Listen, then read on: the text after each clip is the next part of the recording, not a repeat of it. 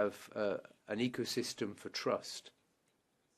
This proposal, I think, has retained the ecosystem for trust. At the same time, however, all these proposals driven by fear, which are covered, mean that this proposal is not balanced enough. And that, I think, will hinder our efforts to become leaders in the world in terms of AI. So, in my view, the proposal we're talking about today and voting on tomorrow should be tailored so as to ensure that our industry turns this into a success story. The Commission and standardization organizations must now ensure that they act quickly so as to ensure they provide support measures and establish technical standards.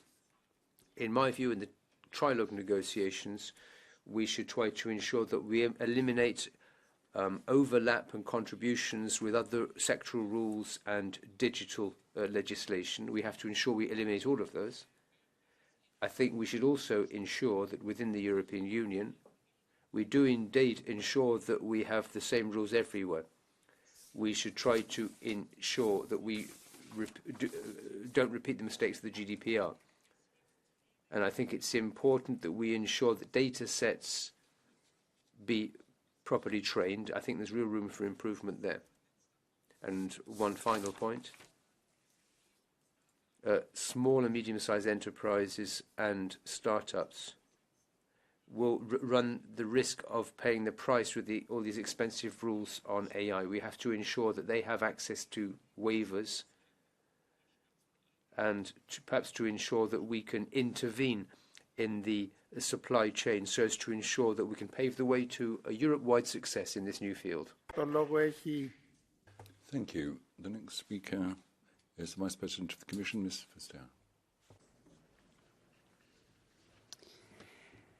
This is indeed big.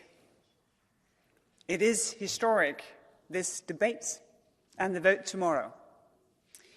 I want to congratulate the European Parliament, the rapporteurs and the shadows from this impressive work, not only in relating to the proposal, but also in the preparation, in the in-depth understanding of what it is that we're dealing with. And I think this is what has enabled you to strike a compromise on striking 3,300 amendments and developing a comprehensive legislative approach on general-purpose AI. An impossible task for the unprepared, not even an easy task for the well-prepared, as the Parliament had prepared. But just a few words about why we tabled this proposal in the first place. Because when it comes to technology, the most important thing when you embrace it is that you can trust it. And only by embracing something can you control it. If you keep it at arm's length, very difficult to get a tight grip. And what we can do here is to create trust, legal certainty, to enable AI to develop in a positive manner, to serve our society, our ambitions, the sectors, the businesses, the industry. We can do amazing things with artificial intelligence when we can trust it. When we started our journey, I frequently got the question, why are you regulating AI? This will hamper innovation. Why not just let it go? But I think by now everyone realizes that this is the important moment. Yes, this is the time. And also this has matured the outer world to see that the risk-based approach, the focus on the use of technology, that is the future-proof one. I think this is also a chance to put a big line under the Brussels effect. The work of this Parliament is not to be seen in isolation. It is to be seen with the ambition of democracy, not only catching up with technology, but shaping how we use technology in the best interest of the human being. I commend you, and I look very much forward to the debate, the vote tomorrow, and the process from there on. Thank you very much. Thank you, Commissioner. And the next speaker is Commissioner Breton. You have the floor, sir. Monsieur le Président, President, honourable members, before going any further, I would like in turn to compliment the rapporteurs and shadows for the various committees and all the members of this House for the huge amount of work they have done on the Artificial Intelligence Act. This legislative proposal is part of our efforts to organise the information area within Europe in our internal market, revolving around four main pillars that I will briefly mention. For the digital platforms, the creation of a single data market, DGA, the Data Act, securing the digital area with NISPRA and cyber solidarity, and now the Artificial Intelligence Act to back that all up. In 2021, we tabled a proposal in the Commission.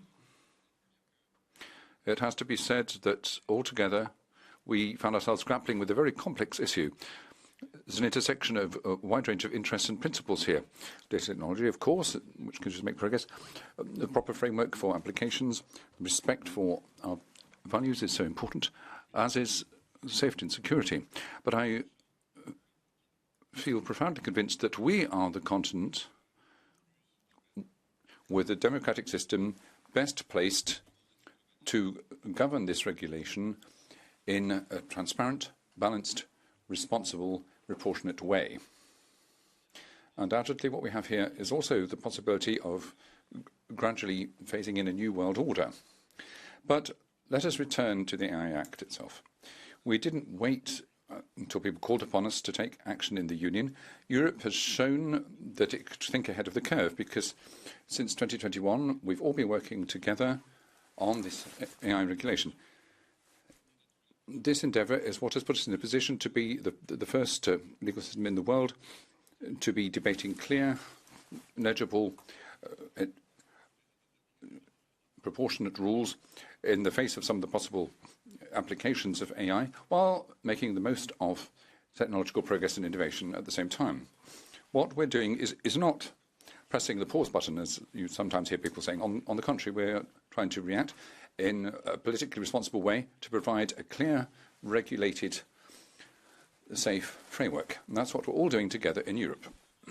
Now, regarding Parliament's report, now under debate, I would like to welcome the approach which is risk-based.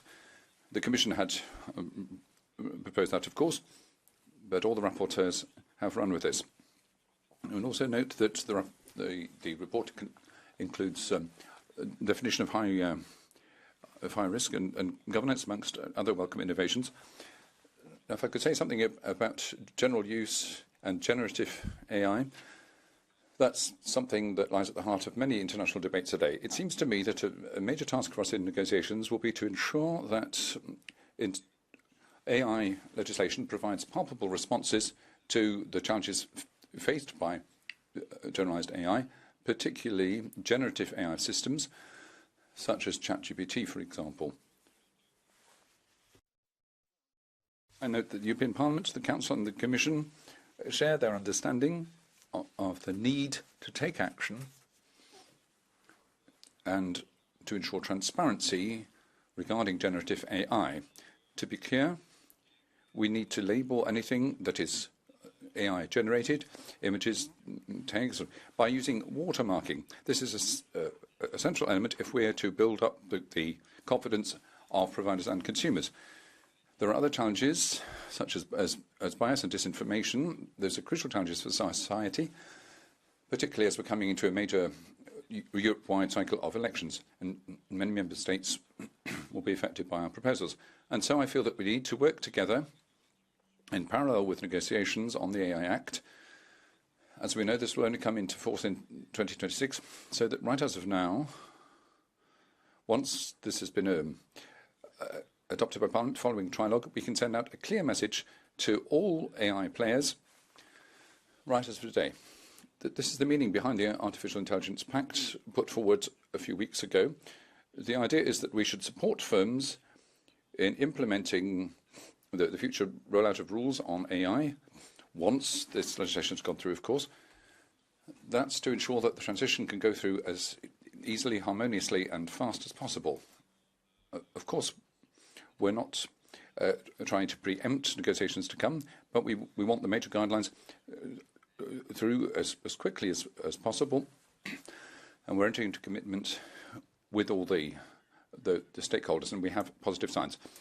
Lastly, may I make it very clear that, of course, we will accept no interference whatsoever at this stage of our democratic process in the European Union on such essential issues as artificial intelligence from anyone, international forum or private vested interest. I welcome the fact that the co-legislator is making progress on this, and I trust that Parliament will adopt its position tomorrow, which will allow us to move without any delay into the trilogue. You can rely on myself and the Commission and all our staff to work together with the two branches of the legislature until an agreement is forthcoming. Thank you. The President, thank you. Now Ms. Solis Perez has the floor from the Environment Committee. Thank you very much, President. Commissioner, we are talking here about historic legislation. Europe has always been a pioneer when it comes to AI. This is technology which can bring with it great benefits, but which clearly also poses risks in terms of fundamental freedoms and disinformation. This is why I very much welcome the focus in this proposal. It draws distinction between technology and use. We don't condemn AI per se, but risky practices. It's very clear to us that certain aspects are unacceptable. Anything which is discriminatory or harmful, and in that case they should be banned. We need to have safe, transparent rules with accountability so as to ensure that high-risk use, such as health applications, environmental, transport and justice, be properly regulated. We should also recognise that we need a flexible law which provides incentives for companies to use it so as to ensure that they can adapt quickly to the enormous progress which is being made. We've seen this recently with generative AI, ChatGPT, in which time is pressing so as to ensure that we can establish rules. Europe needs to take a big step forward, and this law will help us establish trust amongst our citizens and ensure that we remain in the vanguard of efforts to develop AI.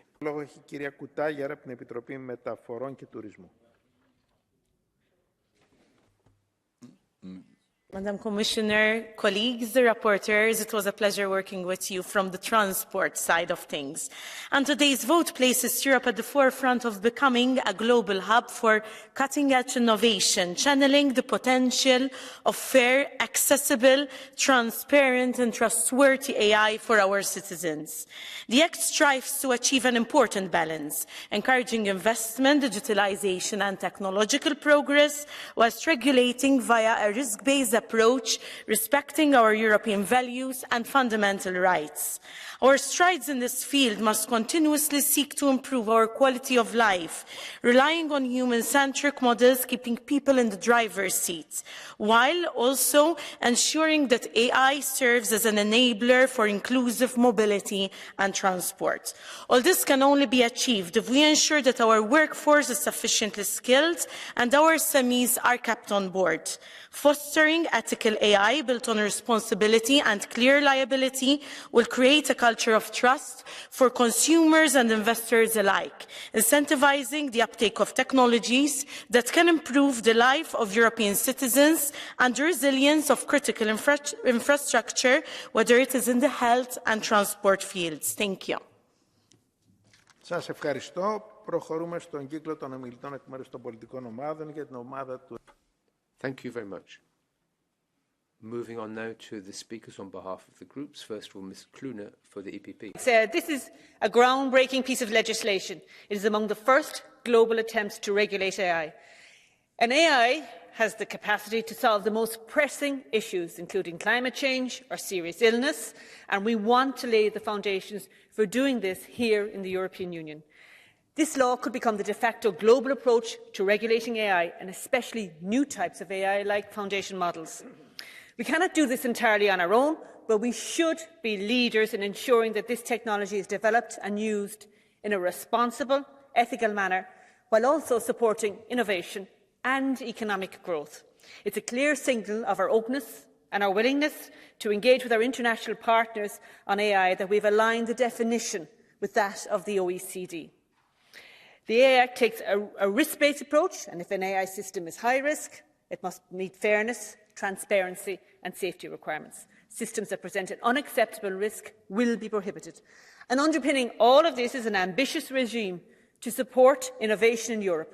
Our proposals on sandbox will help ensure that they are developed in a safe, responsible manner in areas that offer the most value and ingenuity in the EU.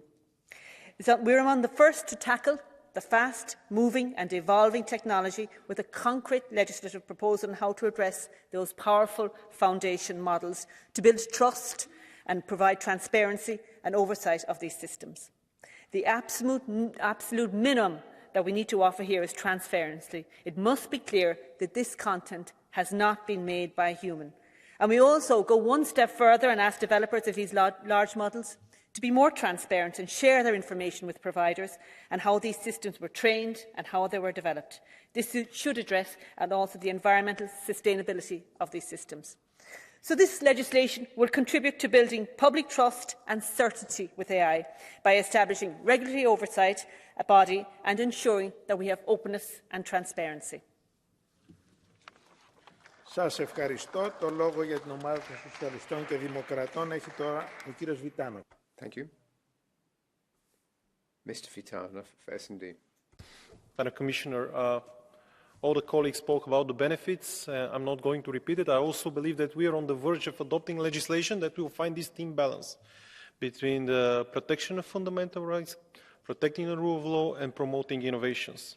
At the same time, I have to raise some concerns because some colleagues from EPP, they already tabled some amendments concerning biometric identity that are almost watering down all that we agreed in the IMCO-LIBE committee meeting and negotiating to a point which make all those bans meaningless. And I'll give you this story. I remember that story. We all remember this Pentagon project, I believe, that used AI systems to detect and to identify humans. And out of 8 troops, nobody was detected. All those guys, they used different amusing tricks, some somersaulting for 300 meters, some hitting cardboard boxes, and one even looked like fir tree. Don't even ask me what that means. The AI could not detect them because it was never trained of data of people doing so, and it does not possess the creative intelligence of a human being. Colleagues from EPP will try to make the case how these systems could be used to catch criminals. But one thing is very clear to me. Those who want to hide from AI systems will always find a way to do so, and always the innocent will suffer. So it's not a question of whether the AI system have the potential to result in racially biased and discriminatory outcomes. We actually know for sure that this is the case. We see this confirmation of this in the data provided of multiple NGOs. We keep seeing it during the LIBE mission to Washington, D.C., and we have heard it even from the EU High Commissioner for Human Rights. And no, AI is not dangerous only when used by autocratic governments. When a technology is flawed, it's flawed no matter who uses and for what purposes. Thank you. Σας ευχαριστώ. Το λόγο για την ομάδα Renew Europe τώρα έχει... Now, on behalf of Renew Europe, we have Mrs. Hahn. Das Potenzial The potential of AI is so significant we can hardly imagine it in all areas of life, education, work, or health. And for that reason, it's very important with the AI Act, we lay the foundation as to what kind of AI we want to have in a liberal democracy, because there are risks and opportunities in the use. Biometric, facial recognition, as we know from China, that we should not have that in the EU. So we have to have very clear rules. At the same time, we have to support innovation made in Europe. For example, being able to experiment in a sandbox. So I think that's why we have to have standards for such generative AI and not just a prohibition of it. So we don't want to have over-regulation. We have to support citizens' right and really set our business sectors free, so we end up being a hot spot for artificial intelligence. Για την ομάδα των Πρασίνων τώρα το λόγο έχει η κυρία Φανς Πάρεντακ. Thank you very much. Our next speaker, Ms. Sparentak for the Greens. Hoe willen wij dat de toekomst van... What can we do to ensure that we shape the future of society? Will we allow computers to decide what's right or wrong when it comes to identifying who's a criminal on the basis of where you live, what sport club you're a member of, and where your parents are from? Or do we look for what's good in people and give them an honest opportunity?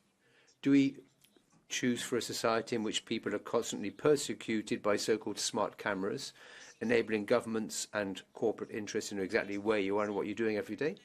Or do we opt for a society in which you can walk freely on the streets? When it comes to smart intelligence, we have to make fundamental choices about our future. We are elected representatives of the people, and will we in the future be elected via solid rules, or will our future be in the hands of tech companies and so-called innovation? I think that we should try to find the good in AI. We should, that part which enables us to bring about progress for people in the environment while limiting the more detrimental sides. So, after a year and a half and hundreds of hours of negotiations, I'm proud that the European Parliament is now starting to make choices. We can vote tomorrow on a strong right to information and consultation, so as to ensure that people won't be powerless in the face of computers and they'll know when algorithms are being used. A compulsory test for human rights before AI is used. Strict regulations about how you generate and train systems and how you use data. And obviously, this is particularly important when it comes to discriminatory data, and we also have to ensure that for major models such as GDP, we have extremely strict rules. For the first time around the world, we'll be having a report on environmental impact of standards applying to systems such as ChatGPT. We also want to have a ban on unethical technologies such as emotion, gender, sexuality, or real-time reaction recognition in the public area. Europe must choose its own way rather than being subservient to the US and China. We have to ensure that this new technology in Europe be reliable, ethically acceptable, and environmentally friendly. In this way, we can protect our democracy while ensuring that this technology we use will be will help us rather than damaging us. Thank you. Thank you very much. The next speaker is Mr. Zlotowski for ECR. Κύριε Πρόεδρε, Szanowna Pani Przewodnicząca, cyfryzacja może być skuteczna. President, Commissioner, civilization where AI can no doubt solve many of humanity's problems. It opens up huge possibilities in a wide range of areas of life, the economy, but just like any new medicine, this new remedy does entail a number of risks. And so we must ensure that while developing these technologies, we also acknowledge the dangers. Of course, we're assuming there will be more benefits than hindrances as a result. That's why we need good European regulation. But we also need a good partnership to ensure the kind of AI we use will be safe and ethical. As far as our ECR group is concerned, the primary concern is to strike the right balance between new applications for business, particularly SMEs in the technology sector, while also having a high level of protection for citizens in general and consumers specifically. I'd like to thank everyone for the efforts that have gone into this delicate compromise. I'd like to thank the teams and the experts who've contributed to our work. AI is already at our side. We urgently need this new regulation to make sure that we have it properly under control. I hope that tomorrow we'll take a further step forward in this direction. Thank you. Thank you. Mr. The debate we're having today on artificial intelligence creates ethical dilemmas and difficult questions. On the one hand, there's no doubt that the technology has a great potential to improve human life and be more efficient in many activities that we have both in our private life and in our business world. But on the other hand, there are some problems that are quite significant. For example, protection of minors, concern about deep fakes. I think these are genuine concerns. They require a reaction based on common sense. So we have to have a positive approach to see at a European level we could find a good direction to go in to regulate AI. But one of our concerns in historical terms is that when we have technological change, there's been too little protection of freedom of expression. And it seems as though this is just handed over to the tech giants, ending up with a kind of self-censor, which really distorts the fundamental rights of the users of those platforms. So we have quite a lot of concern that when we have regulation in this area, that we have to ensure our protection of fundamental rights, especially protection of the freedom of expression. So that really has to be a considerable, taken into account when we address this. Τώρα για την ομάδα της αριστεράς, το λόγο έχει η κυρία Κονέτσνα. The next speaker, Ms. Konechna. Paní komisařko, vážení kolegové, kolegyně. Madam Commissioner, ladies and gentlemen, and if this law on AI, if it's adopted, this would be the first time that we have such a regulation. It's very ambitious indeed. In fact, the first time in the world that we are addressing these matters. And for that reason, it shouldn't just be ambitious because we're the first, but above all, this has to be ambitious in the sense of truly serving to protect our citizens and protect their fundamental rights, protect their health.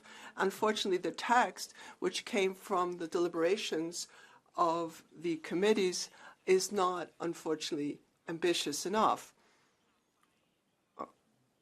In fact, in the provisions on access of people to education and when applying for jobs, I think there's really quite a lot of risk involved. These should be considered high-risk areas. I think there really are. It is going to be quite a risk for our employees. In the same time, I don't think you could. This has not been addressed enough in the text. Also, the surveillance of employees in the workplace by AI without their consent. That is really dangerous indeed.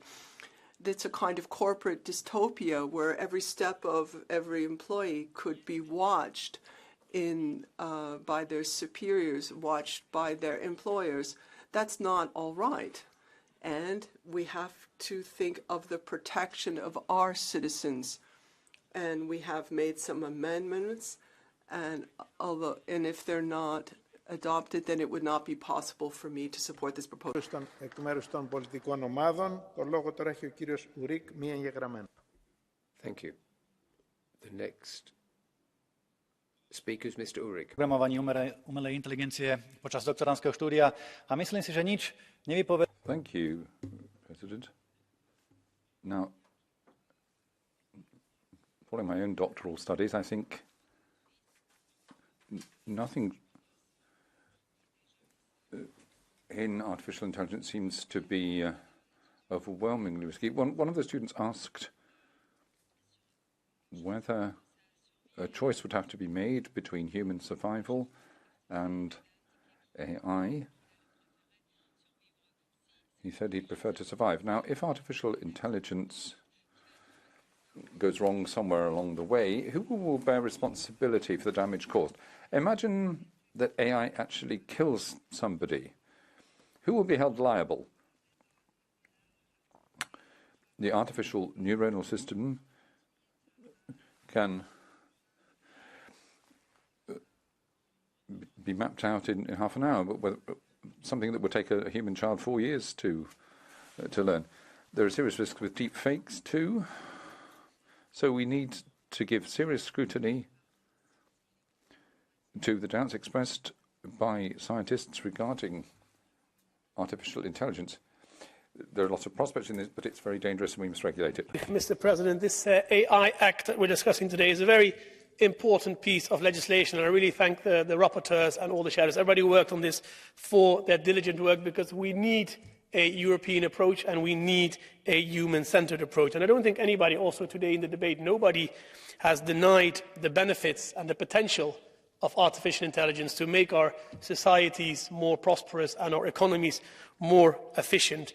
And in order to reach that potential, we need to make sure that AI is safe, reliable and trustworthy. It needs to be developed and used in an ethically and morally correct way, and the fundamental rights of our citizens must be protected. But we should not only discuss how to protect our citizens from AI. We also need to make sure we can use AI to protect our citizens. When a child goes missing, every second counts. 76% of abducted children that tragically do not survive the abduction die within the first 3 hours of their disappearance. Every second counts, and we need to make use of all the instruments at our disposal to prevent such tragedies from happening. I think that we need a very realistic approach to this. I think the Commission proposal was very balanced on having targeted exceptions to a ban on this kind of technology. And this is also reflected in our amendment that we have tabled as an EPP, to allow the use of technology in very targeted situations to find missing children, to prevent terrorist attacks and to fight heavy criminals. And I really count on the support of all the colleagues for such a balanced and targeted proposal. Thank you. Σας ευχαριστώ και τώρα το λόγο έχει ο κύριος Γκαρσία de Blanco. The next speaker is Mr. Garcia del Blanco. It's true to say this is a historic day, but this isn't a chance occurrence. It's the result of hard work over many years. Thinking back to the document adopted on artificial intelligence back in 2020, I was rapporteur in the special committee on that. The enormous work which has been done by the rapporteurs on this law, this act. And I'd also like to thank, of course, all the technical staff, the shadow rapporteurs, as well as the Commission, for the work they've done over these years, which enables us to get where we are. It's important, however, to send out a message in which we can call for our citizens to trust us. Our legislators have done a very important task in dealing with all sorts of technical matters which are relevant to artificial intelligence, but we have to be optimistic. We have a humanistic approach which places human beings' needs at the centre of this, and we have an approach which enables us to respond flexibly to the challenges of artificial intelligence. The European Union has chosen its own route. It's becoming mature, autonomous, and we can act as a compass for the rest of the world. This is the best side of Europe. This is the side of Europe which we want to project to the rest of the world, a Europe which protects rights, while at the same time ensures that research, high-tech and innovation can continue afoot in the European Union. Please. Ivan? Sir. Ivan? You have a blue card from Mrs. Sparentak. I understand. Do you accept it? Absolutely, yeah, okay. Of course. I actually had a blue card from for the previous speaker. I don't know why it still popped up. But okay. I was so thank you for your speech. You have already spoken. I mostly agree with it. Let's go on. Και τώρα το λόγο έχει η κυρία Melchior. Ms. Melchior.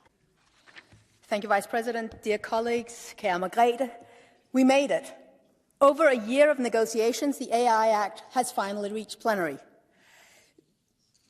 The outcome is a careful balance. It is a text that promotes innovation, that protects fundamental rights, and fosters trustworthy AI. And these three aims were key to our work in the Legal Affairs Committee. We voted to guarantee that open source developers who are driving the AI revolution would have space to experiment without being buried in paperwork. We ensured that users of AI have a right to an explanation, because for citizens to trust AI, they have to understand the decisions that it makes. And finally, we ensured that citizens have a right to recourse, because decisions made by AI should never be final. All of these provisions have found their way into the final text. This is great, But tomorrow when we vote, we still have some decisions to make. We need to ban biometric mass surveillance.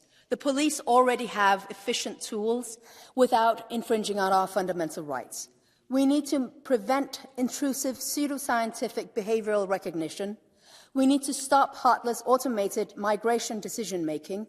So I urge colleagues, vote to ban these dangerous practices. Vote for trustworthy AI that respects our fundamental rights. Thank you very much to the two rapporteurs, to all of the shadows, and to the Commission for the excellent work on this directive. Thank you very much. Ο επόμενος ομιλητής είναι ο κύριος Λαγκοντίνσκι. The next speaker is Mr. Latkinsky. Danke, Herr Vorsitzender, und Dank an die Berichterstatter. Thank you, President. I'd like to start by thanking the rapporteur. We need to have trust and confidence within society. We, through our work, have established a good compromise. I think everybody should respect that, and I say that in particular to our colleagues from the EPP. We should respect that rather than trying to go against it. Honesty, trust and transparency, those are the cornerstones of this regulation. AI needs trust from users. Companies need reliability. They need to be able to count on reliable guidelines so as to ensure that sustainability and innovative growth can be pursued. However, as EU legislators, we ensure that we show courage in ensuring that whenever fundamental rights are threatened, where discrimination appears, where environmental damage is threatened, in those cases that's where we draw a red line. This is why we put forward a rule. So we would ban any technology which enables you to see whether Manfred Weber is in a good or bad mood, where people's emotions can be established on the basis of their expressions or hand gestures. And no, we don't want any use of IA for mass surveillance. We are not the People's Congress of China. We aren't the Russian Duma. We are the European Parliament. And we insist that we work within the framework of freedom and democracy. Most applications won't be affected by this legislation. That's a good thing. Technological optimism and pessimism, those are the choices. We think we've struck the right balance, that's to say technological realism. Balance is essential in this package. We've come down this road together and we'll continue to walk down that road together in the future. Thank you. Thank you very much. The next speaker, Mr. Ruken, 1.5 minutes. Dank u wel, voorzitter. Thank you, President. There's a flood coming to Europe. Artificial intelligence can and probably will be the greatest revolution of this century. Our living standards will change completely. For me, first of all, the important thing is that we remain a free society. That means that people's basic rights must be upheld. So I'm very critical towards European legislation. I usually oppose it, but in this instance I do support this proposal. You have to uphold our rights if we don't want this AI flood to flood away our freedoms. I'm against biometric identification systems in public spaces, real-time and subsequent to the fact. The European Commission and the Council want that latter responsibility as an exception. But exceptions always open doors. So I'm against this. If you're talking about terrorists or children who are lost, or serious crime, or other suspects, well and good. But before you know what's happened, step after step, you're going to end up with general AI surveillance. So I call upon you all not to go along with this. That flood is coming to you. We can't choose the course of direction, but we can build a dike to protect our people. Let's do that. Grazie. Facoltà ora di parlare l'onorevole Olivier. Thank you. Now Mr. Olivier has the floor. Thank you, Madam President. The digital revolution, or indeed the cognitive revolution, is now underway. And we support the EU's commitment to provide the necessary regulation. However, such a regulatory approach in itself is not enough. Specialists suggest that AI will overtake human intelligence in 2029, and by 2045, artificial intelligence will be 1 billion times more intelligent than all human beings together. over the last 30 years, the EU has missed every technological revolution: telephones, space, cyber defence. We've been left far behind when it comes to artificial intelligence and the digital economy, and this might lead to the downfall of our economy. We'll be left behind economically speaking, scientifically speaking, militarily speaking, and politically speaking. We've been left so far behind that we are now a third world country when it comes to technology. We export the digital economy, sorry. We export our engineering and technical goods, but we have to import digital goods. Every day which goes by makes it harder for us to make up for lost time. This failure makes it very difficult for us to retain control of our military systems, our connected objects, our nuclear power stations, air traffic control, and self-driving cars. The European Union has to put itself together.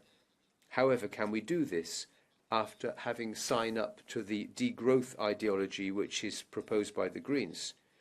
How can a postmodernist society move towards the third millennium if we've accepted that we will be digital vassals, if we've given up all hope in science and progress? Because at the end of the day, we've given up on the very idea of wielding power. Thank you. Grazie. Facoltà ora. Thank you. The next speaker is Ms. Ernst. You have the floor. Intelligence in AI and commoditization of digitalization has revolutionized the history of man. At the same time, AI can make the world better, or actually we can make a greater abyss between people and technology. It doesn't have any morals, and we can't afford to be naive when we're talking about AI. And so the blessings and the curses are very close together in this case. So in order to develop this, we need clear, strict rules, precautionary principle. Otherwise, this is just going to be a plaything for the powerful, because you could use this to surveil public space, to identify criminals, perhaps. However, with AI, that you end up impacting the very decisions that control our lives, for example, education and employment and health. So we have to have courageous regulation in order to prevent societal damage by mass surveillance, which already exists. So we need prohibition, clear prohibitions, for example, a complete prohibition of any kind of facial recognition technology, not just now, but continuously. We will not agree to any regulation which will contribute to increase the human rights violations on the border. Thank you. Ms. Tortes is the next speaker. Thank you, President. For today's debate, I asked artificial intelligence to write me a speech in rhyme about regulating AI. This is the result. The AI Act is a crucial step we must take to ensure that AI is developed without mistake. We must establish ethical guidelines and rules to ensure that AI is used as a tool for the benefit of all citizens and society, and not just for profit or propriety. The AI Act will provide a framework that's fair and ensure that AI is used with care. We must protect the rights of every European and ensure that AI is developed with precision. So let us support the AI Act with conviction and ensure that AI is developed with a clear vision. Let's seize the opportunity to make a positive impact and ensure that AI is developed with a responsible pact. Thank you, colleagues, for your attention. Let's work together to ensure a bright AI dimension. Thank you. Grazie a lei. Ha facoltà ora di intervenire. Thank you. Mr. Schwab is the next speaker. Frau Präsidentin, Madam President, Madam Vice President, ladies and gentlemen, I'd like to start by expressing my heartfelt thanks to all those people who've worked so hard to find a very good compromise for the AI Act.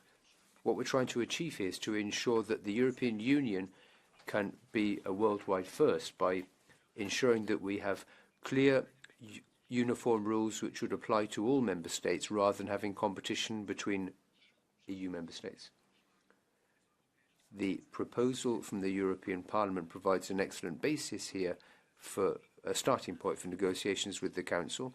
I think that we'll hope and succeed in adopting fully a harmonised approach. Secondly, colleagues, it's always very important with innovative industries such as medical technology to avoid double regulation.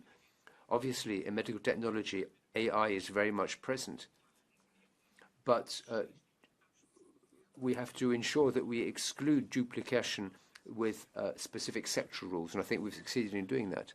Thirdly, a lot of colleagues have expressed their concerns regarding the starting point for council with negotiations with the Council. They're trying to push those in a certain direction. The EPP has always said that it has certain political concerns which many of our members think are important. So those countries which have been subjected to terrorist attacks have national concerns which we have to respect. This is why it's important that we be in a position to vote on those provisions. Thank you, Mr. Schwab. There's a blue card for you from Mr. Lagodinsky. You have the floor.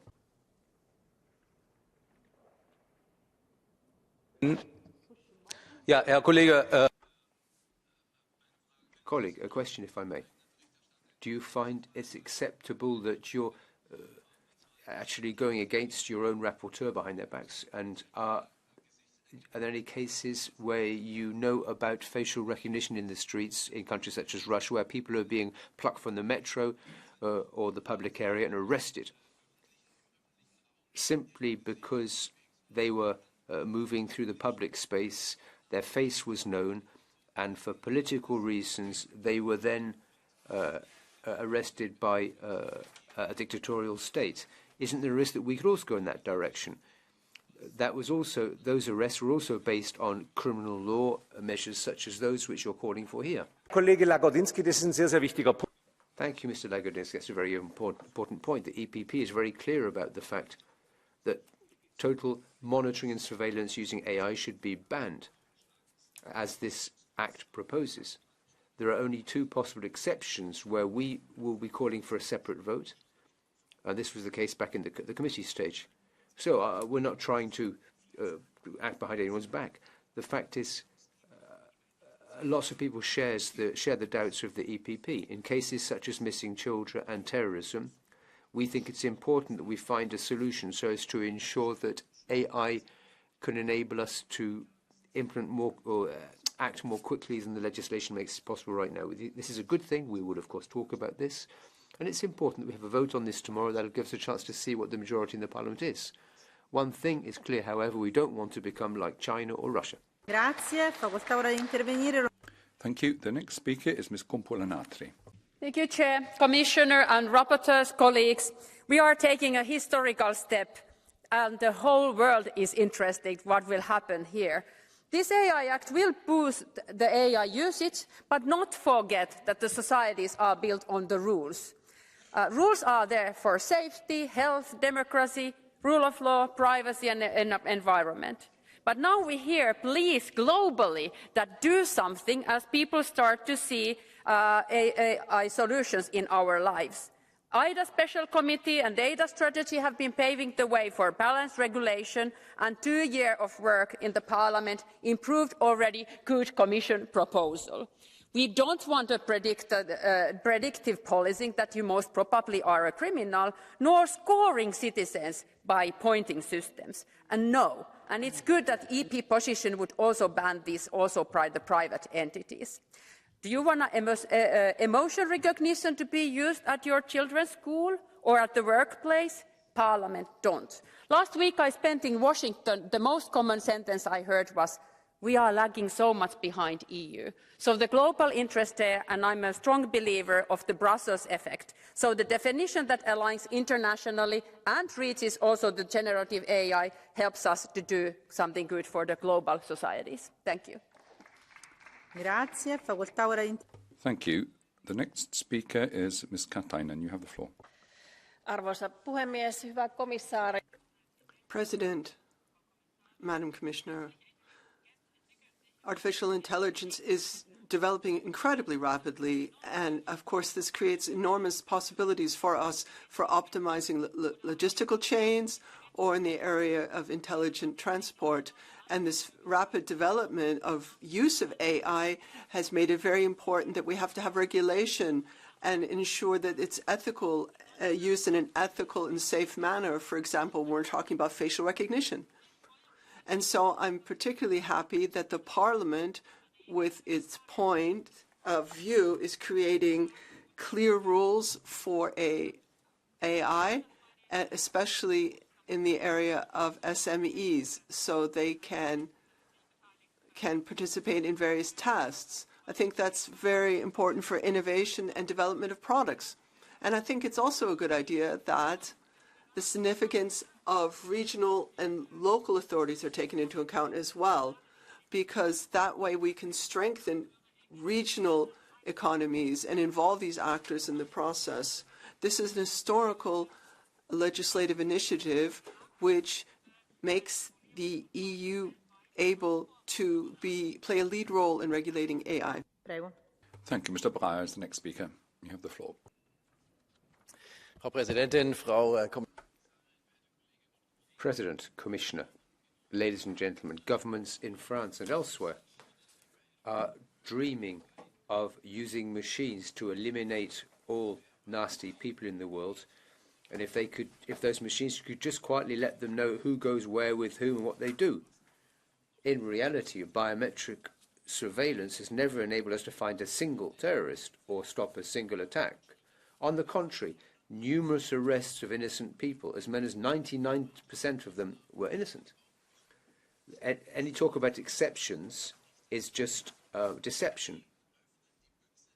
You're opening a Pandora's box with these proposals for exceptions. You're paving the way to a dystopian future where we'll have a mistrusting, high-tech surveillance state like in China. This will give present and future governments the opportunity to use a terrifying tool of impression. We are already subject to surveillance, constant surveillance. Surveillance will prevent diversity, criticism, protest. We don't want to live in a society where people will be afraid to stick their heads above the parapet. Let's ensure that Europe has a future which is free of mass surveillance, so as to ensure that our children have some hope of living in a future marked by freedom and independence. Thank you. Now Mr. Bielen has the floor, but colleagues, please do respect your speaking time as we're already behind schedule. Artificial intelligence is transforming our world at an unprecedented pace, as it is increasingly becoming central to our daily lives, our economy and our democracy. It is clear that this technology holds immense potential but also carries substantial risks. Our first horizontal legislation on AI introduces, among others, robust safeguards against high-risk AI systems and manipulative practices. My group has been vocal on ensuring a comprehensive framework in line with other existing EU laws such as GDPR and DSA, as well as on the regulatory sandboxes supporting SMEs and startups in innovation testing within every member state. I welcome the fact that these two major improvements are part of the final compromise, thus showing that we are also committed to fostering innovation. I believe that AI Act in its current form represents our strong commitment to protect the public interest while encouraging AI progress. Thank you. Thank you. The next speaker is Mr. Panza. You have the floor.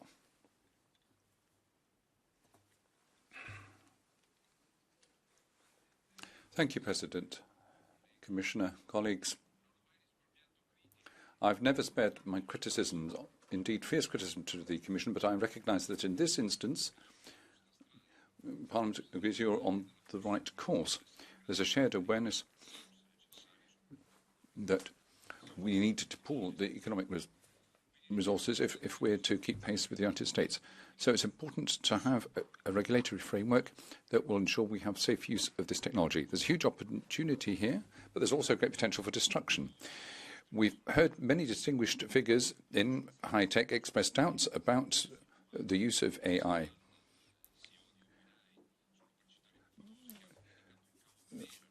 a number of well-known firms have urged us to be extremely cautious.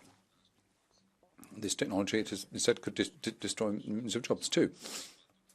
And no one affected should be abandoned. Lastly, just 2 points. First of all, let's be careful that we don't over-regulate, as we often do in this House, thereby disincentivizing firms to take this up. And that could apply in particular to SMEs. And secondly, don't be afraid to use AI to prevent crimes such as international terrorism, for example, because Western democracies have guarantees and tools available which will allow us to use these technologies not just to improve our lives, but also to uphold our safety in a way. Thank you. The next speaker is Ms. Pignedoli. Good afternoon. Artificial intelligence is like a river. You can either try and block it or direct it, but it will always find a new route. So when we try to find to direct the course of the river, the European Artificial Intelligence Act is an important point of arrival, but at the same time we have to be very careful when it comes to ensuring that the regulations are properly applied with technology which is constantly changing and evolving and which has a real impact on the competitiveness of European companies. We should never forget that IA is a product for human beings. And when we use these systems, we must ensure that human beings remain in control. We should have constant monitoring and ability to correct mistakes, but this in alone won't be enough to enable us to face up to this revolution. Good policy making should enable us to predict social and cultural changes. For example, the impact of this on the world of labour. Then will be the time for us to start thinking about universal rules. When it comes to the question of protection of the data collected and used, we should be able to intervene using cybersecurity so as to ensure that we don't build a pack of cards which simply collapse. Thank you. The next speaker is Mr. Tattarechos. Thank you, President. Commissioner, the fact is that today is an occasion to compliment one another for this initiative that's coming into shape. But let's be realistic. There'll be no pause, there'll be no moratorium in the rollout of artificial intelligence. And so we're facing a phenomenon whereby we have the greatest transition of our civilization in centuries. So I think it's also important for us to adopt a constructive approach. I'm an optimist. Let's not just underscore the risks, but let's also broaden out the opportunities. What we're facing here is not an irreversible and inevitable dystopia. On the contrary, we're before a new age of opportunities that we can provide leadership for in the European Union. We can lead this revolution. In regulations such as this, we have to facilitate innovation and generate confidence. We believe the legislation will meet those goals. Furthermore, I do regret that legitimate security concerns have seen people resorting to look at China as a way of writing this off. No one's talking about China or Russia. We're talking about the European rule of law, addressing our citizens' legitimate concerns with legitimate exceptions in the use of available technology. Thank you. The President, please do respect your speaking time. Mr. Botos, you have the floor.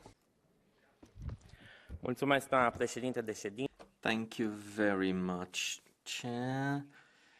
Esteemed Commissioner, dear colleagues, artificial intelligence can indeed bring benefits to many sectors of activity, and this is why it's so important to encourage its development and to make sure that it is used indeed to bring welfare to citizens, just like any other instrument or tool. We need to regulate the fields that pose the greatest risks when it comes to human rights and safety, but we need to keep a balance between regulation and development, because the EU is not the only place where artificial intelligence is being developed, and we're lagging behind other countries in this field. We cannot come with strict restrictions if they are not truly necessary. And then, because we want to bring benefits to all citizens, then we need to make sure that training programs are adapted to the new realities at all levels in the European Union, in all member states, and that no one is left behind. Thank you. Thank you. Ms. Geyser has the floor now.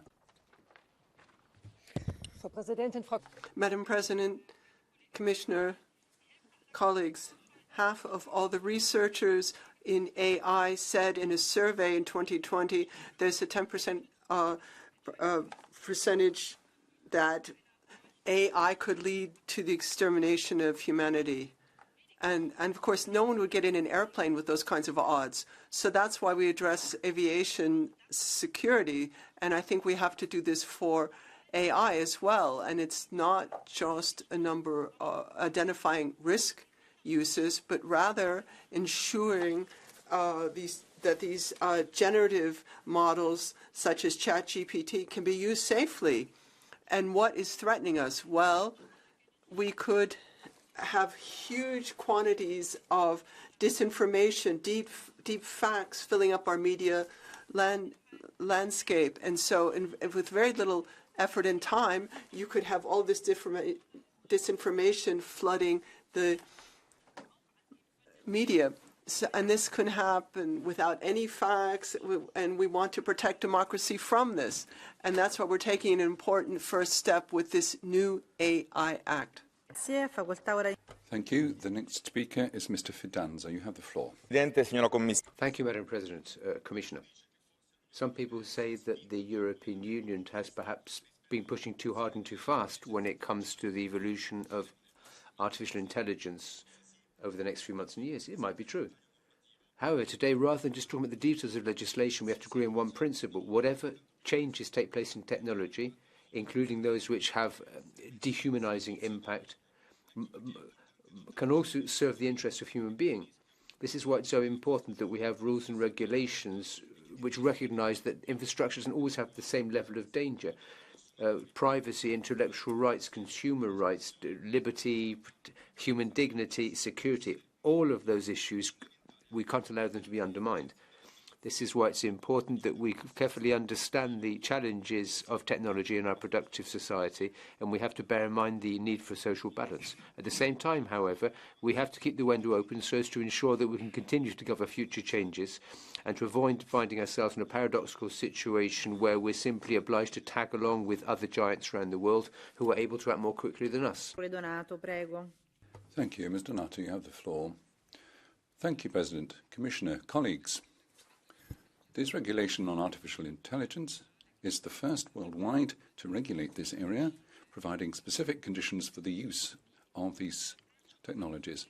The risk-based approach does have a number of omissions in it. Nonetheless, there are a large number of improvements on the Commission's original proposal brought in by rapporteurs in their compromise amendments. Now, of course, it's important for banned practices to be enforced by proper penalties. The fear of AI getting out of control has been flagged by the request for a moratorium by more than 1,000 of experts, including Elon Musk. In other developed countries, there are also calls for more binding legislation to reduce the risks to human safety, given the break-pace development of these new technologies. Thank you. The President. Thank you. Ms. Coccolani, you have the floor.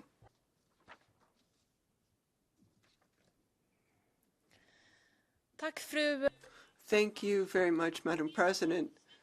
To reduce emissions and fight cancer, these are just some of the examples of how development in the AI could revolutionize the world right now. More possibilities and opportunities, and that means more responsibility. And the world is looking at Europe right now, and that's why it's important that the EU's new, unique AI Act works well, and it works both in terms of digitalization, but also to create security for our citizens. So I would encourage my colleagues to vote yes in order to that the police could use AI to stop terrorism, to find children. We have to be able to protect our children.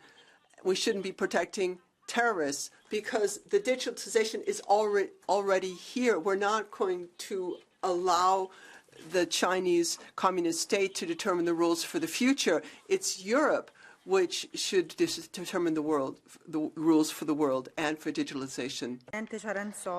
Thank you. Vice President Charanzova, you have the floor next. Commissioner, AI is a tool that will help millions of Europeans live better lives. It will help us cure cancer. It will help us solve problems quicker. And yes, it can help us fight crime like terrorism. I do not think AI is a risk, but a chance for a better future. It is true that AI is a tool that can be used for good or misused, but it is just a tool. Just because I can hit my finger with a hammer does not mean we should ban all of them and stop building houses. Just because I can hit my finger with a hammer doesn't mean that we should stop developing better and safer tools in the future. I agree, we need guidelines to make sure we use this tool wisely, but banning innovation goes far too far. No technology is without risk. We never would have developed electricity, cars, or airplanes if we didn't take a risk. I believe AI, like with other technology, will make the future better, and I want it to develop in Europe. Thank you. Thank you very much. The next speaker will Mrs. Crook. Pani Przewodnicząca. Madam President, this Artificial Intelligence Act is the first in the world. The scientists have been already pointing to certain threats that artificial intelligence can pose. They warn us that more powerful digital engines are being used that cannot be fully controlled. An open letter has been published recently with hundreds of signatures of university specialists and company specialists, which says that artificial intelligence is a deep threat for humanity. This act should guarantee our security and basic rights for citizens. It bans usage of artificial intelligence, for example, for biometric identification or manipulation or for the activities of the police, which may be harmful. They also oppose the they want transparency, therefore they are very important, and let's hope that other acts like this will also appear in other countries. We cannot risk to lose control over our civilization. Thank you. Thank you very much. The next speaker is Mr. Giarrusso. Presidente, colleghi. President, colleagues, artificial intelligence is an opportunity. It's a gift from technological progress, but it can also mean a risk for our community. Artificial intelligence has to be human-centered. It has to respect fundamental rights as enshrined in the treaties. We need to give space for companies by increasing legal certainty in all member states. We need to make it easy for public authorities and private companies to respect the obligations. Let's hope that this technology can improve our lives, particularly when it comes to rights. But that's why I'm quite concerned about facial recognition and other instruments that could be used for discriminatory purposes. I'd like to thank the rapporteur for all of the work that he's done. And I hope that he does not give in to dangerous deregulation. What this report does instead is to create a single digital market, which can protect rights while allowing the market to develop. Our rights and those of future generations. Thank you very much. Mr. Arias Echeverría will be the next speaker. Gracias, presidente. Señora vicepresidente, la llegada de Internet. Thank you very much. The internet has revolutionized our lives and has made day-to-day life easier, but it comes with risks. When it comes to AI, we're already seeing changes in our day-to-day lives. we face significant challenges, but through adopting this new legislation, we can move towards more responsible AI based on the European principles and values, the European way, based on transparency and protecting privacy as the fundamental pillars. We can be leaders in the world when it comes to developing AI, but we have to continue to protect and encourage our SMEs to ensure that they have the real capacity to be able to compete and to place Europe on the digital global map. To do that, we need to have confidence. And we are facing a number of challenges through this law: transparency, protecting private life, and competitiveness. We already know the opportunities and risks, and it's only with legal certainty that we'll be able to fully develop the full potential of AI and use it in our daily lives to our advantage. Thank you. Thank you very much, Mrs. Farron. Madam President, Madam Vice President, colleagues, the European Union is going to make a major step forward this week. We are the first institution, the first continent around the world to set rules for artificial intelligence. This is an ambitious text. It's the result of 2 years of work on the part of the Commission and the Parliament. It was sent back to the drawing board to deal with generative AI like ChatGPT. It's going to provide responsibilities for the providers and designers whilst quantifying the risks. We need to ensure that we have trustworthy AI that respects our values. And this brings us to virtually philosophical interrogations about the future of our societies. As a humanist, I want to ensure that AI is always controlled by human intelligence. We need to use this to innovate, to change our jobs and not to destroy them. We need to look at rights for cultural creators based on the Copyright Directive and providing the necessary complementary legislation. Computers will never replace human sensibility. Thank you. The next speaker is Mr. Ressler. Thank you very much, colleagues. As a central technology of industrial revolution, artificial intelligence works in previously unknown speed, and no human activity will remain untouched. As all technology, it can be used for good or bad, for better medical technology, less monotonous work, but also for dystopian scenarios like mass control or systems of social control. So therefore, we need to set up clear rules to be able to use all the advantages but minimize risk. We need the safeguards and caution, but unreasonable opposition to some uses, like biometric identification to use missing children, is unreasonable. Ladies and gentlemen, we need this historic act. We need legal security in Europe, but we also need innovation and competitiveness in Europe, and this document can give it to us. So I would like to congratulate all of you who participated in this work. It has been a pleasure for me too, and I do hope that together with the Council we'll reach a very good framework. Thank you. Thank you very much. Mrs. Raphael is next. Dank u wel, voorzitter. Het is natuurlijk hartstikke goed dat we in de Europese Unie. I think it's very good that the European Union now has a new piece of legislation in preparation in order to deal with this new horizon that exists before us as far as AI. Now, AI is, of course, something which is intricately linked with human rights. So we have to look at this particular dimension: protection, social, economic issues, human rights. Here, AI, of course, can discriminate as well, but it can also work well for innovation, for efficiency, for speed, to improve the educational system, the labor market as well. We have to work with AI in a positive fashion. So it's good what we need, but there's also that human aspect as well. That has to do with thinking, with intellectual processes.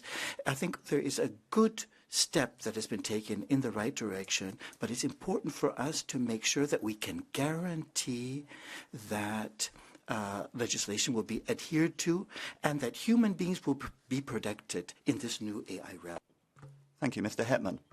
Thank you very much, Madam President, Madam Commissioner. Artificial intelligence brings about huge potential, but left to its own devices, it can be a source of serious threats.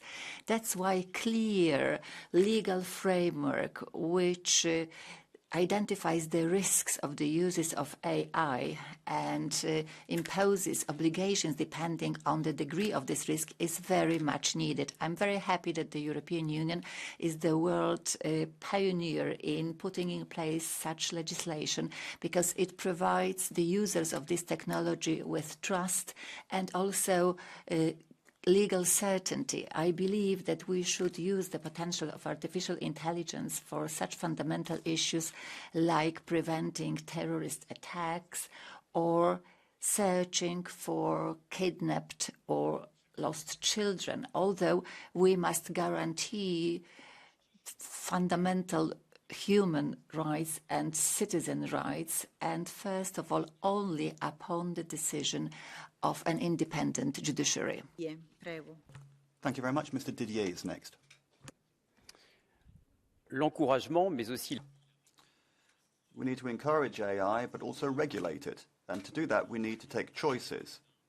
Some of these choices are not minor choices, particularly when it comes to biometric identification. We're talking about things like facial recognition. The right is calling for some of these cases to allow this to be used. Lost children, preventing terrorist acts, preventing crimes, or where those crimes are punishable with at least 3 years of imprisonment. Some of the left-wing groups refuse to use AI, even when it's a question of protecting children, catching criminals, and preventing terrorism. Ideology is not as important as security when there are urgent situations. It seems that some political groups in this House are taking a very naive approach. They will have to explain to our citizens when there is the absolute need to protect our citizens in Europe. Everyone has to take their share of responsibility. Thank you very much. I see there's a blue card request from Mrs. Van Sparentak. But Mrs. Van Sparentak's already had a chance to speak, so we're already behind schedule, so we'll have to move straight along. The next speaker is Mrs. Del Castillo Vera. Thank you, President, Vice President. AI is vital for innovation and growth, but something is very key in developing AI, and it's something we've heard a lot about today, and that is trust. If people don't have trust in how AI is used, we won't be able to develop its full potential. We are developing the first European legislation on AI, and this legislation has to ensure certain ethical requirements and responsibility and transparency. When we talk about high-risk systems that are taking decisions, for example, and it's also important that we guarantee security. Therefore, this legislation has to have efficient tools, for instance, when we're talking about preventing terrorist attacks or finding missing persons, or anything pertaining to children's lives. Here, there has to be legal authority and proper use of application. Europe is characterized by its central role that it gives to human values, and this is what is key in this legislation on artificial intelligence. Thank you. The next speaker is Mrs. Winzig. Sehr geehrte Frau Präsident. President, Commissioner, colleagues, ladies and gentlemen, in years of past, the use of AI, the turnover that was related to AI was over 450 $445 million. These particular developments, of course, hide great chances, but also major risks as well. We have to take into consideration threats against democracy as well. So we need legal security for entrepreneurs, and of course from the SME intergroup, we wanted to say that AI, indeed, very important for SMEs, for micro-industry as well, to help them to develop and move forward. Thank you. Thank you very much. That brings us to Catch the Eye. Well, I can tell you I won't be able to give the floor to everybody who's asked for it, because I think there are 11 people asking to take the floor, and we are falling behind schedule. I'll start with Mrs. Whitterdal.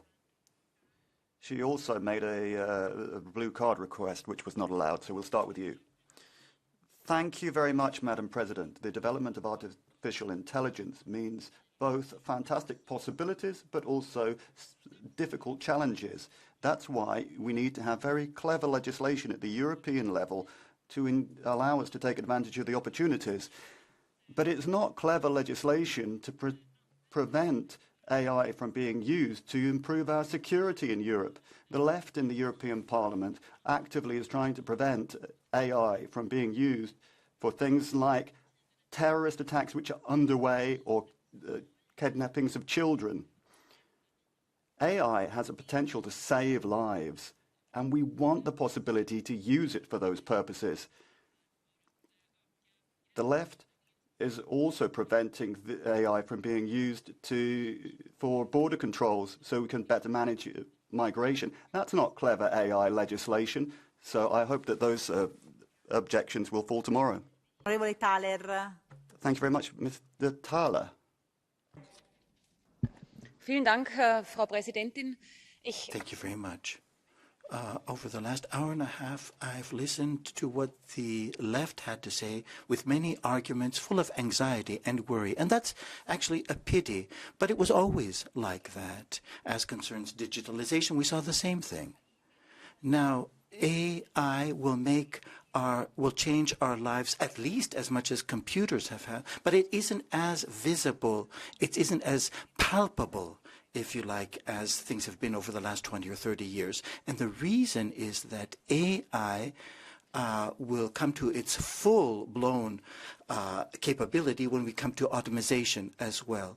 And while it isn't that visible or palpable, we find ourselves in a period where we're still using different other forms of technology which are of a lower level, punch cards, machines. And I feel that indeed we really ought not have fear of AI, but we ought to have a high level of regulation so that we can use it in the most optimal possible fashion. Thank you. Thank you very much, Mrs. Virkkunen. Arvoisa puhemies, President, artificial intelligence carries a lot of possibilities with it, and it's important that we create a legislative framework that fosters innovations and research in Europe. And at the same time, it is important to identify possible risks. It is good that Europe is the first continent in the world that is creating rules for AI, what it can be used and how. And I think the approach in which AI use has been categorized based on risk is sensible. I think most of the uses are low risk. But when AI starts to make decisions that have impact on people's education, jobs, bank loans, then it is well-founded that we have more control, more audit processes targeted at that. And it is also sensible that certain AI uses are banned overall in Europe, such as mass control and identification of people. So that is why I think the EPP's position on this is very sensible. We support the Commission that AI can be used to enhance security, that we can protect people's lives and their health. And then I think real-time facial recognition should be allowed, and I hope that the majority of the Parliament can vote for that. AI brings us a lot of opportunities, and I think Europe should grasp these opportunities, but we must remember that AI has certain values attached to it, so that's why we need to think about those values. Thank you. Thank you very much, but you have to keep your remarks to 1 minute. We've got so many people asking for the floor, so please respect your speaking time. Otherwise, no one will be able to speak. Mrs. Leitão-Marques is the next speaker. Esta tecnologia... This technology that we're trying to regulate here could be a very positive one for public policy. We need to set standards for online games. We could manage flows of patients at hospitals. We could better manage European funds. These are all projects that are being developed in Portugal. But we need to be careful in taking advantage of these opportunities. We have to prevent discrimination. For example, when someone is refused house insurance because they live in a certain neighbourhood, or if it's used for selecting candidates for jobs. Now, this is the first attempt at the world level to get the right balance between risk and innovation, giving better certainty to companies working in the area and more trust for our citizens. Let's hope, Madam Vice President, that this legislation will be flexible enough to keep pace with technological development, and that is how this legislation will remain relevant in the long term. Mr. Lopez Aguilar is the next speaker. We are adopting a European law on artificial intelligence. This is one of the main objectives of this legislation that will have an impact on all of our lives. And what we tried to do in the Libe Committee is to try to ensure that this is compatible with the Charter of Fundamental Liberties, not just ethically, but from a legal standpoint as well, to prevent prohibited uses, for example, predictive policing, or using indiscriminate biometric use of AI, or when there hasn't been a crime. This could be discriminatory and is not in line with non-discrimination that we have in the Charter. We want to ensure that Europe is at the vanguard of technological development, one that is excellent. Now, of course, the law always comes late, given how quickly everything is developing. But we need to send out a clear message to the world. The EU is determined to keep a check on artificial intelligence. Thank you. Thank you very much, Mr. Andrews. Thank you, Chair. I'm fundamentally opposed to the use of AI systems in remote biometric facial recognition and in mass surveillance. There have already been too many cases of mistaken identity. There have already been too many cases of abuses of the system. To surrender the right of privacy to a technology that is developing and evolving as fast as this. AI's potential for positive transformation is vast, especially in medicine and education, as many speakers have pointed out. However, as the godfather of AI, Geoffrey Hinton, has said, AI also presents an existential threat to humanity, or in the vivid words of Yuval Noah Harari, it has the potential to hack the operating system of our civilization. However, let's not forget that AI did not create nuclear weapons, did not create genocide, did not create hate speech.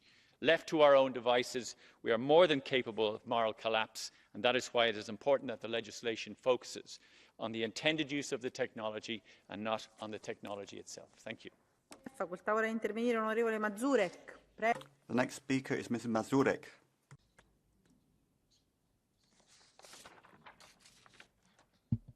Pani Przewodnicząca, Madam President, ladies and gentlemen, we are witnessing a real revolution. The 21st century is the age of data. Artificial intelligence has become a part of our everyday life, but its possibilities go beyond what we have already seen. Besides benefits, there are also threats, which we should minimize by adopting effective legal framework that would guarantee the security and the protection of fundamental rights of citizens, but not preventing its further development, because then we would be left behind in the race for innovation. AI is also an opportunity for the Polish businesses to develop develop, because it's much easier to build up your position in a newly developing branch. That's why I believe that we will become sources of innovative solutions in AI. If the EU is become a leader in artificial intelligence, it must take advantage of its strengths and support the development of safe AI built and developed in Europe. Mrs. Daly is the next speaker. Sorry, Mrs. Daly. AI is being sold to us as the latest in a series of groundbreaking technological leaps. It'll make our lives easier. It'll make the world a better place. Well, don't believe the hype. Like so much before it, AI will be used for surveillance and control. It won't give us a 4-day working week or longer summer holidays. It won't solve the climate crisis or redistribute wealth. It won't make public services better or policing more effective. It'll be just more of the same, but faster, and probably much worse. That judicial systems around the world are exploring using AI in judicial decision-making should scare the hell out of us. That Ukraine is being held up as a living lab for AI warfare is frightening. We should be approaching this subject cautiously, like every new technology. Instead, we're far too quick to follow industry. Governments across Europe are chomping at the bit to use facial recognition. To hell with people's rights. The Irish government, you have MEPs who are in that, coming in here saying they disagree with it, but they're moving legislation before a possible EU ban. The EPP should be ashamed of themselves for reneging on the hard hours of negotiation at committee. The next speaker will be the Executive Vice President, Mrs. Vestager.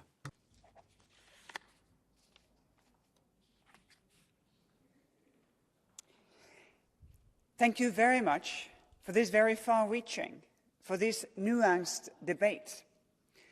I hope that it will pave the way for a good vote tomorrow for a strong Parliament mandate so that we can get at it.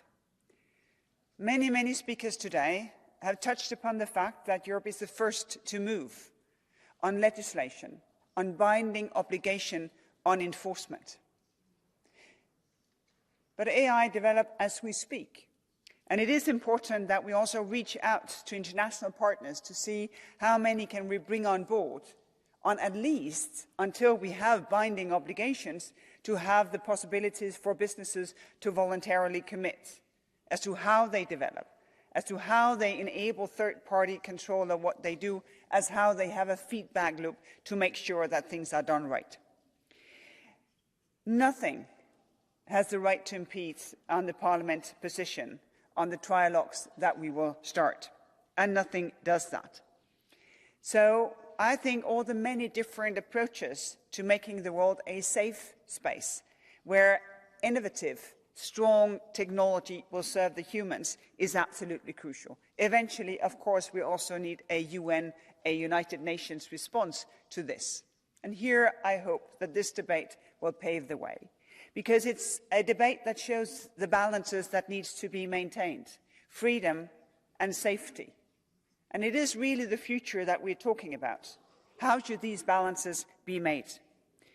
Between the freedom, as many have spoken of today, the freedom of surveillance, the freedom to do what you want without someone looking over your shoulder, while at the same time, the safety to know that if the worst things happen, the police can do their job. Also, the balance between innovation and, of course, that risks of our fundamental rights are being prevented. I think these debates have had it all. I think that you have all heard and probably agree that AI is too important not to regulate, and it's too important to badly regulate. A good regulation that we all agree on as soon as possible must be a common objective. And, of course, that we need sound enforcement. We need these obligations that this law gives us to be a real thing on ground for people to be safe. The Commission's role is to be an honest broker between the European Parliament and the Council. We will do our best to facilitate your work in this crucial file. I think I speak also on behalf of my colleague Thierry Breton, myself, our services. We will, of course, be fully available. I am grateful for the ambitions of the Parliament on this very important file. It has been an impressive debate. It is no exaggeration that the world is following this work. I want to thank you very much for taking the lead. Thank you. Grazie. Allora, facoltà di replica. Thank you very much. We will now give the floor to the rapporteur, Mr. Benifei.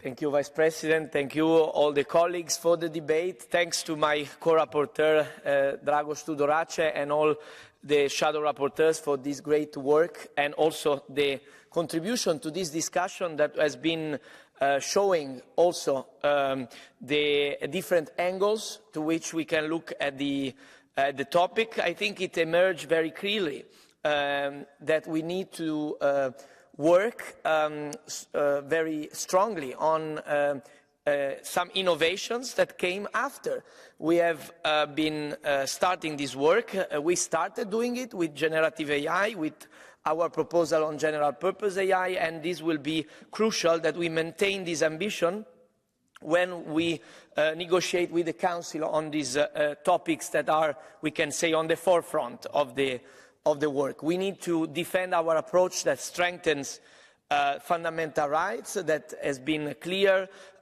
for example, with the fundamental rights impact assessment, but also I think it's important that we put value to our effort to strengthen innovation, to support startups with the work on the sandboxes. I think we did a thorough job on this, and I think it's important to clarify that, as was said earlier by the Commissioner, on that when the worst happens, we can act. This is something we all agree on, and we know that with this text, with the text that came out of the committee, with the usage of non-real-time biometric identification in cases that are to pursue crimes that have been already committed, and with the control of a judge, we can pursue this balance. I wanted to specify this because I heard many colleagues speaking on this topic, but I think it's important to clarify that the existing text is already very advanced and clear, and that's also why I think we should keep the text that we voted